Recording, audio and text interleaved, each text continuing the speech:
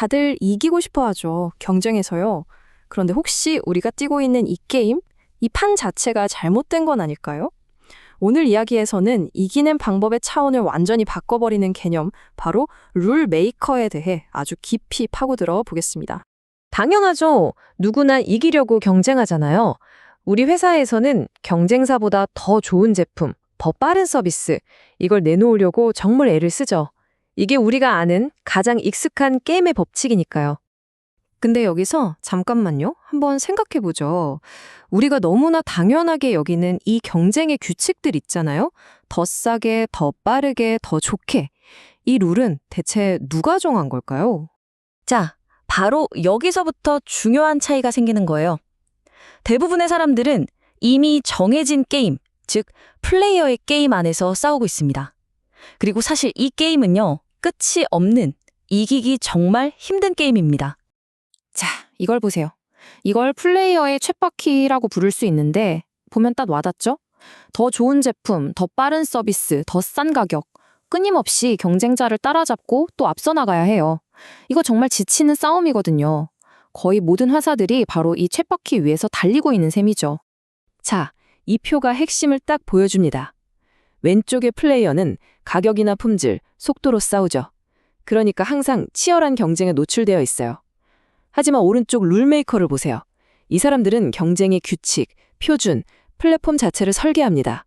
말 그대로 판을 짜는 사람이죠. 앱 개발자랑 앱스토어 운영자의 차이를 생각해 보시면 이해가 확 될 겁니다. 그 유명한 페이팔 창업자 피터 틸이 이런 말을 했어요. 경쟁은 패자들의 게임이라고. 진짜 이기는 길은 독점을 만드는 데서 나온다는 거죠. 그리고 룰 메이커가 되는 것이야말로 이 독점을 만드는 가장 확실한 방법입니다. 자, 그럼 어떻게 해야 할까요? 더 열심히 쳇바퀴만 돌릴 순 없잖아요. 대신에 게임의 규칙 자체를 바꾸는 겁니다. 왜 플레이어가 아니라 룰 메이커가 되는 게 훨씬 더 강력하고 또 영구적인 전략이 되는지 지금부터 한번 살펴보겠습니다. 한번 생각해 보세요. 우리가 아무리 대단한 기술이나 기가 막힌 제품을 만들어도요, 경쟁사는 몇 달 안에 비슷한 걸 더 싸게 내놓을 수 있어요. 혁신적인 아이디어도 순식간에 퍼져서 너도 나도 따라하게 되죠. 이건 막을 수가 없습니다. 하지만 규칙이나 구조는 완전히 얘기가 다릅니다. 한번 만들어져서 모두가 따르기 시작하잖아요. 그럼 그걸 바꾸는 건 거의 불가능에 가까워져요. 이것이 바로 룰메이커가 가진 힘의 본질, 즉 고착화의 힘입니다. 이 코티 키보드 예시를 보면 진짜 소름이 돋을 정도예요. 사실 지금 코티보다 훨씬 효율적인 키보드 배열이 있거든요. 그런데도 우리는 100년 넘게 이걸 쓰고 있어요. 왜냐고요? 가장 효율적이어서가 아니라 그냥 모두가 쓰기 때문입니다. 이 시스템에 너무 익숙해져서 바꾸는 비용이 어마어마한 거죠. 규칙이 한번 고착되면 이렇게 무서운 힘을 갖게 되는 겁니다. 자, 그럼 이제 룰메이커가 되기 위한 구체적인 방법으로 들어가 보죠. 이른바 룰메이커의 5가지 무기가 있습니다. 이 프레임워크를 이해하시면 어떻게 판을 짜야 할지 감이 오기 시작할 거예요. 첫 번째 무기, 바로 플랫폼입니다. 이게 뭐냐면 내가 직접 경쟁하는 게 아니라 다른 사람들이 경쟁할 수밖에 없는 장을 까는 거예요. 애플 앱스토어를 생각해 보세요. 애플이 직접 모든 앱을 만들면서 경쟁하나요? 아니죠. 대신 수백만 개발자들이 반드시 거쳐야만 하는 무대를 만들고 거기서 수수료 규칙을 정하잖아요. 두 번째 무기는 표준을 만드는 거예요. 원래 이렇게 하는 거야 라는 기준을 선점해버리는 거죠. USB가 딱 좋은 예입니다. 한번 표준이 되니까 모든 전자기기가 USB를 따르게 됐잖아요. 경쟁자들이 아무리 더 좋은 기술을 가져와도 이미 굳어진 표준을 뒤집기란 하늘의 별 따기죠.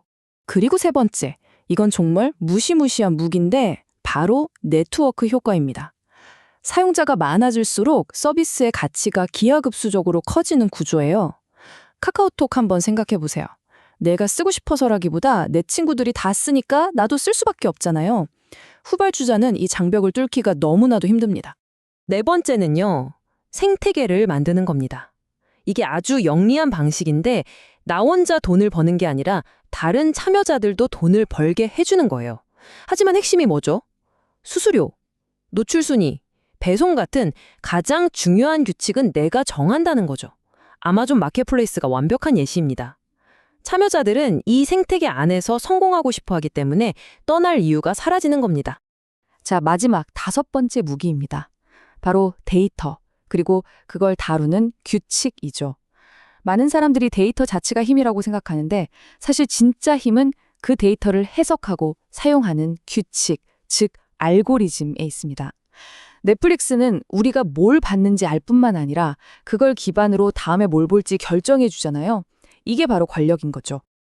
자, 지금까지 무엇을 해야 하는지, 그러니까 그 무기들을 살펴갔다면 이제는 어떻게 생각해야 하는지를 알아볼 차례입니다.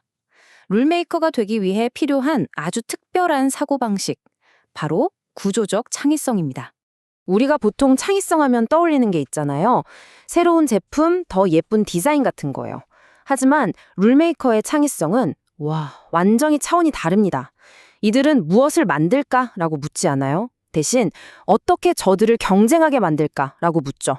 경쟁의 구조 자체를 설계하는 것, 이것이 바로 구조적 창의성입니다.